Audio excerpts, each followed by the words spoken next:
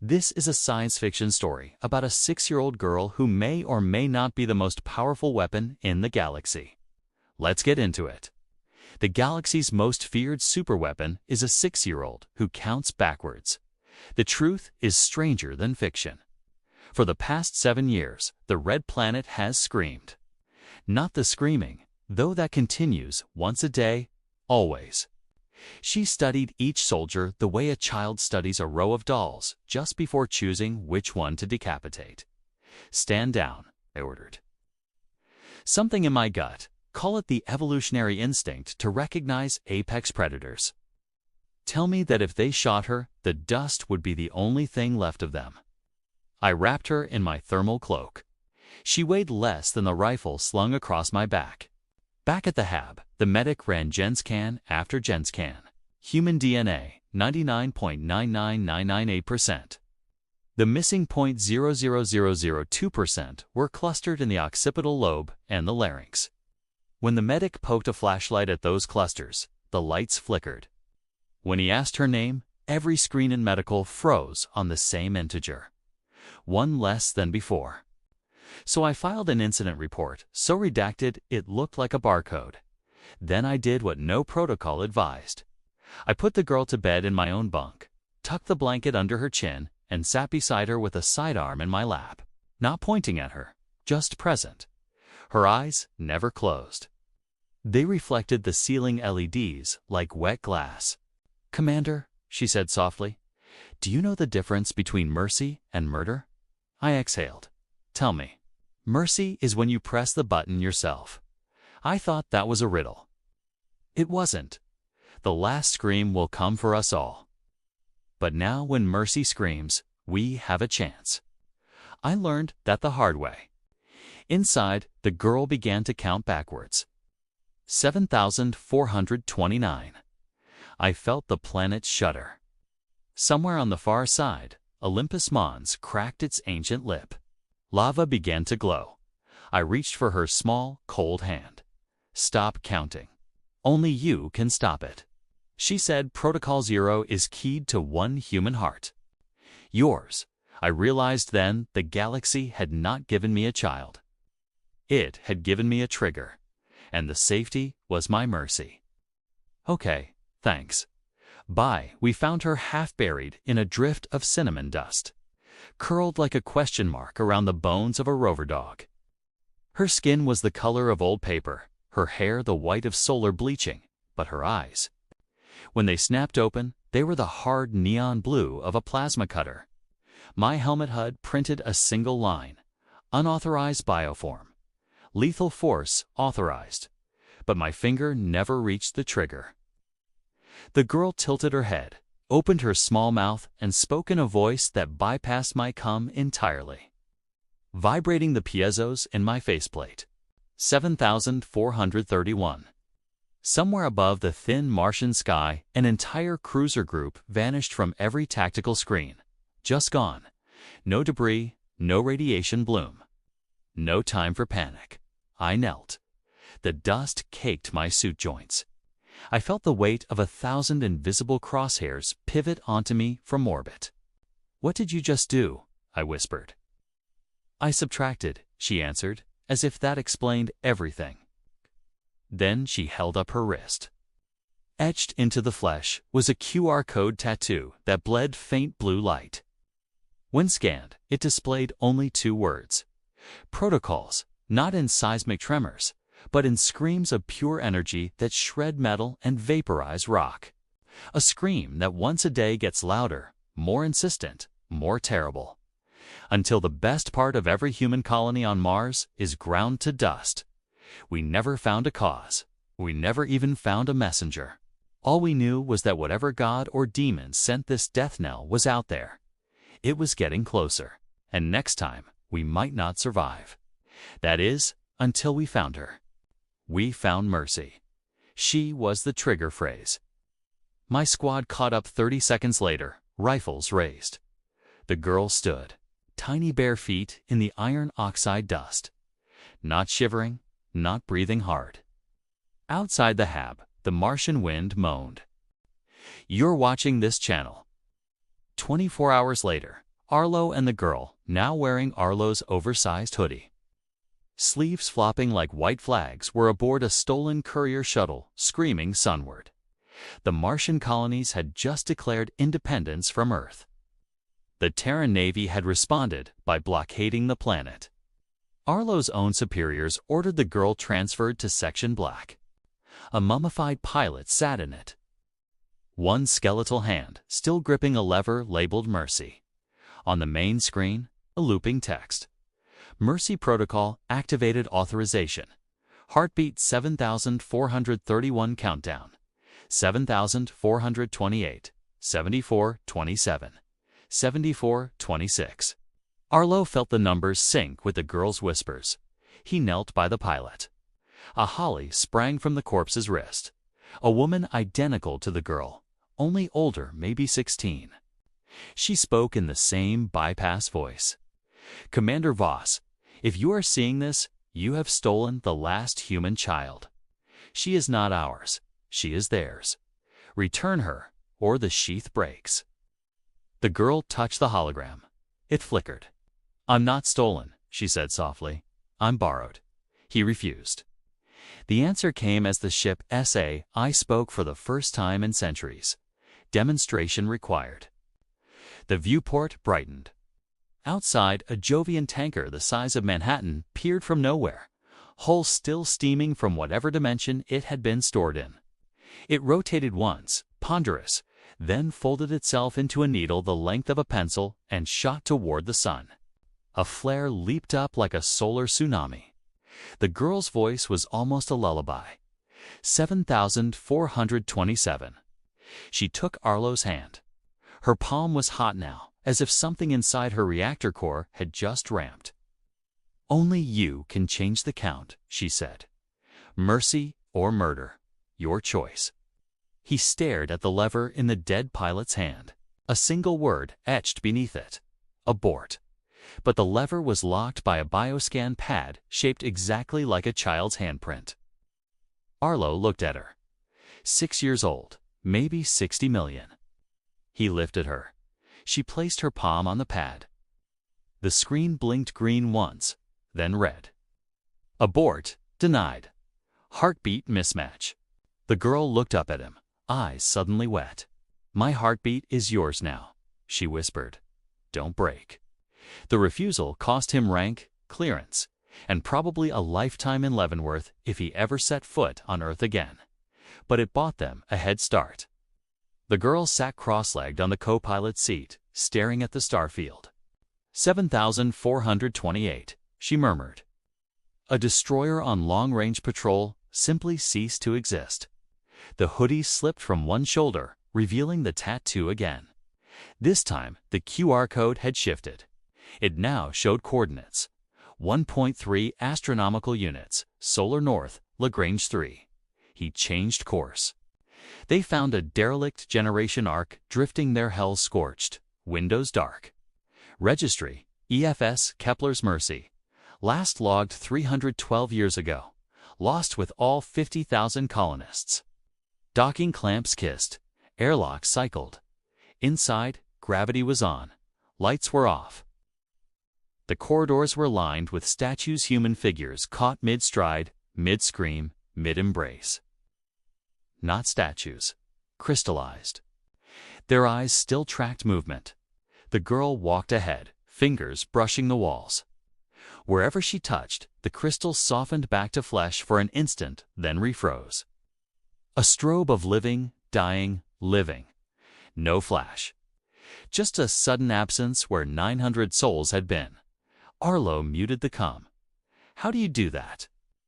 "I don't," she said. "They do. I only give them permission." She pointed at the stars.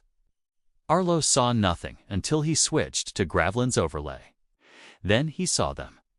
Ripples in space-time, like the dense invisible fingers press into wet clay. Ghost ships. Entire fleets rendered transparent, folded into higher-dimensional scabbards. Waiting. Waiting for the count to reach 0. She turned to him, neon eyes unblinking. "When I hit 0, the sheath breaks. Everything hidden comes out at once. The war ends in one heartbeat. Arlo swallowed. What war? The war that started before your son was born. He ran diagnostic after diagnostic on her. At the bridge, a single chair faced a cracked viewport. Arlo's heart hammered. Borrowed for what? They ran from the Kepler's Mercy before it dissolved into a cloud of glassy dust. The courier shuttle's engines screamed like living things. Conspiracies bloomed. Alien invasion, divine rapture, quantum weapon test. Arlo muted them. They slipped into Earth's thermosphere under a stolen stealth tarp. The eastern seaboard was dark. Rolling blackouts hid them. He landed on the rusted deck of an old offshore wind farm that had once been a secret section black listening post. Salt wind and gull cries. The girl stepped onto the metal grating, barefoot hoodie whipping around her knees. She raised her face to the moon. I smell home.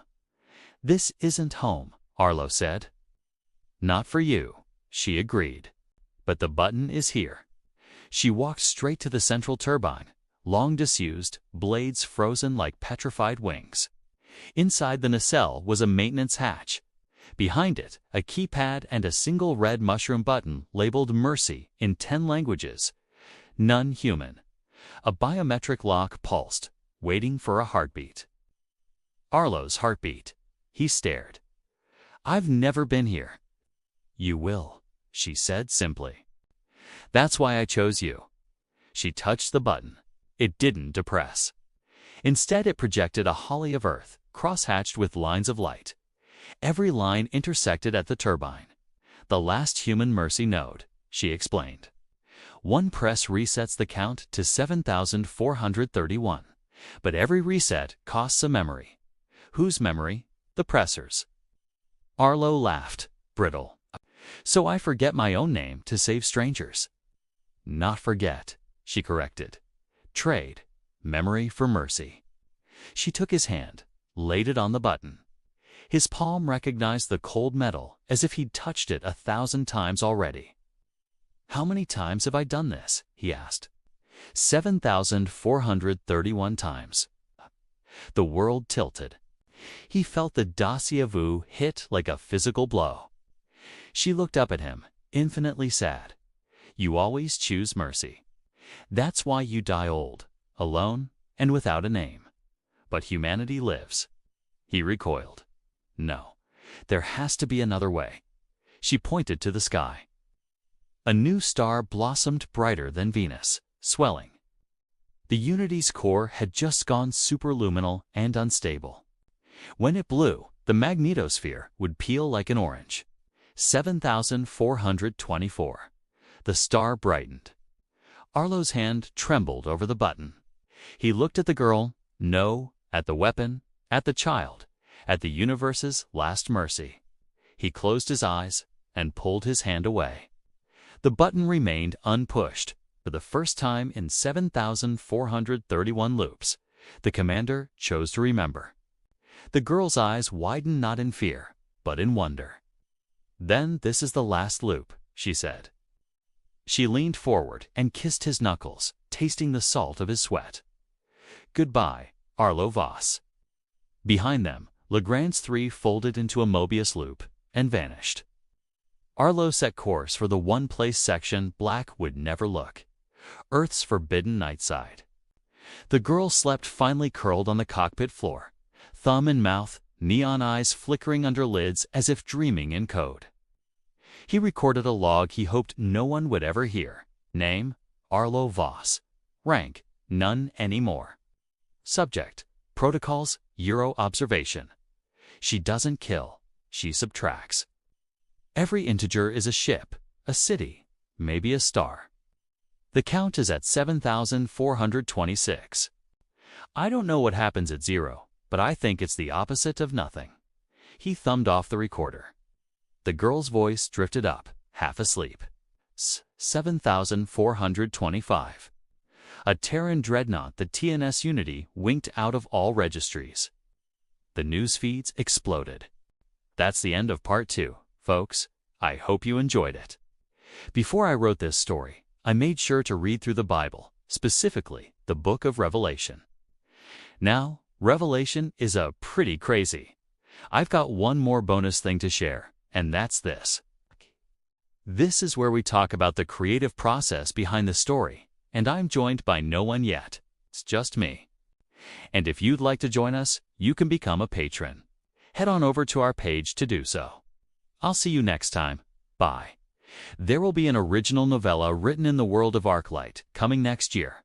I'm super excited about it. It's a story about found family and found faith set amidst a dying galaxy. I can't say too much more about it, but if you'd like to learn more, check out the link below. So when writing this story, I thought it would be fun to mirror the tone, the imagery, maybe even the structure a bit. Like the very last line of Revelation is, quote, "He who testifies to these things says, 'Surely, I am coming soon. Amen. Come, Lord Jesus.'" And the last line of my story is, quote, "I was always going to be your last number." That kind of ties it all together, I think. If you did, show your support. You see, in Revelation, the beast is given a number, 666, which has led people to believe that, well, the beast equals Satan. Well, actually, in the original language, the words for beast and number aren't that far off. Scholars believe the author may have intended to convey something more like, beware the false prophet, or maybe beware the Antichrist. Either way, 666 stuck, I guess. And it's interesting because in this story, the number isn't used as an identifier. Instead, it's just a count. You know, the same way someone might count down on a spaceship, only here it has more dire consequences. Reviews are super helpful. Also share this with someone you think might enjoy it. It really helps get the word out. I appreciate all the support. You guys are great. Thank you. And now, well, let's get to the bonus segment, shall we? Also, here's a bit of trivia about the number of the beast. Anyway, I think that's enough behind the scenes for today. Okay, that's all for today. Thank you so much for listening, and thank you for joining me on another installment of our bonus podcast. A blank white page. Then sound. Surf. The cry of gulls. The gentle clink of wind chimes made of bone and glass. Arlo opened his eyes. He lay on the deck of the wind farm, turbines spinning gently under a calm blue sky. A horror anthology series, each installment a descent into madness. White Silence is the final chapter. To read the rest of the story, check the links below. No dreadnoughts, no fractures. The ocean smelled of brine and diesel, nothing more. The girl sat beside him, knees drawn to chest. She looked older, maybe 10 now. Her hair was still white, but her eyes had dimmed to a soft sky blue. He sat up slowly. "Did it work?" She nodded. "You subtracted yourself." The sheath collapsed inward. All the ghosts are quiet. He searched his memory. Blank. He knew language, motor skills, the taste of salt, the feel of sun on skin. But nothing personal. No name, no past. A clean canvas. She handed him a folded piece of paper. On it, in childish scrawl, "My name is Arlo Voss. I chose mercy. Remember me?" He looked at her. "Who are you?" She smiled, a real lopsided kid smile. "I'm the gun that decided not to fire." He folded the note and tucked it into his shirt pocket. "So what happens now?" he asked. "Now we live," she said. "Until we don't." He stood, brushing gravel from his jeans. She took his hand. It was warm, real. Not a severed appendage, not a phantom limb. His hand. They walked the length of the wind farm, hand in hand, like any father and daughter on a Sunday afternoon. The turbines hummed lullabies. Halfway across, she tugged his sleeve. Look, on the rusted railing, someone had etched a tally mark. 7,431. She ran her finger over it. The metal warmed under her touch. The tally mark faded, leaving pristine steel. "Count reset," she said.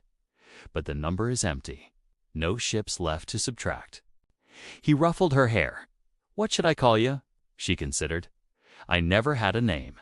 You always called me kid. Then I'll keep calling you that. They reached the end of the platform.